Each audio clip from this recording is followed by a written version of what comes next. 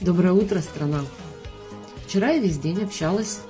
Вокруг меня были некоторые люди, которые чихают и чихают. В общем, к вечеру я почувствовала, думаю, что я тоже, что ли. Я сразу наклеила иммунитет. Сегодня утром, естественно, опять, да.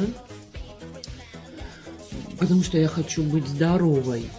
А еще я проснулась, опухшая сегодня. Такая, хорошо, опухшая. Такая, думаю, так. Я наклеила детокс. Потому что я уже несколько раз заметила, несколько раз, что он выводит воду лишнюю.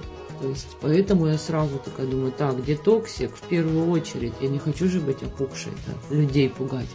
Вот, будьте здоровы и не ходите, не чихайте на людей, которые хотят быть здоровыми.